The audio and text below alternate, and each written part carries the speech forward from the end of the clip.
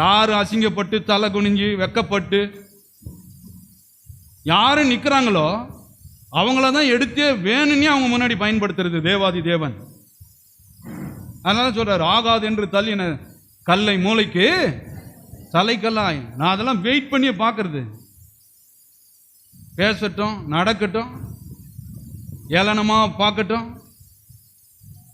ஏன்னா ஆண்டவர் சொல்றாரு, உலகம் முடியாது என்று சொல்லும் பொழுது பக்கம் வந்து சொல்றாரு, என்னால் முடியும் என்றாரு. பாருங்க, ரெண்டுமே அவுட்டு. சரீரத்திலையும் அவுட்டு, இது கிளவி வயசுலையும் அவுட்டு, கர்ப்பத்திலையும் அவுட்டு இல்லையா? இது ரெண்டும் வச்சு வேணும்னே சொல்றாரு, உன் சந்ததி இவ்வளவா இருக்கும். என்ன மாதிரி ஒரு தேவாதி தேவன். ஏதோ கொஞ்சம் கொஞ்சம் வந்து இருந்துச்சுன்னா அதை வச்சு நம்ம பெரிய ஆளாயிரலாம், அப்படியெல்லாம் கிடையாது. தேவனுடைய வார்த்தையே வேற மாதிரி. அப்ப சொல்றாரு, சொல்லிட்டு கவனிங்க, அவன் ஏறக்குறைய எத்தனை வயது உள்ளவனாய் இருந்தான்? 100 வயதுள்ளவனாய் இருக்கும்போது தன் சரீரம் செத்து போனதை, சாரலுடைய கர்ப்பம் செத்து போனதையும் எண்ணாதிருந்தான். 20 தேவனுடைய வாக்குத்தத்தத்தை குறித்து அவன் அவிசுவாசமாய் சந்தேகப்படாமல்.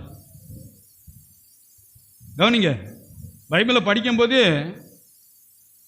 சந்தேகமே வரக்கூடாது. சர்ச்சுக்கு போறவன் பொதுவாகவே உள்ள மாறி இருந்தால் அவனுக்கு என்ன வராது? சந்தேகம் வராது.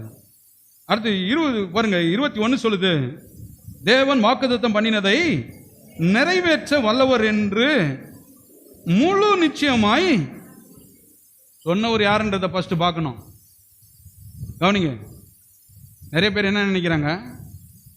வாக்குத்தத்தத்தை தான் பார்க்குறாங்க. ஆண்டவர் சொல்றாரு, வாக்குத்தத்தம் பண்ணினவர் மாறிடார் இல்லையா? என்ன சொல்றேன், வார்த்தையை ஃபர்ஸ்ட் பார்க்கறதுக்கு முன்னாடி வார்த்தையை சொன்னவர் யாருன்றதை என்ன பண்ணா பார்க்கணும். அதான் உண்மையான சத்தியம்.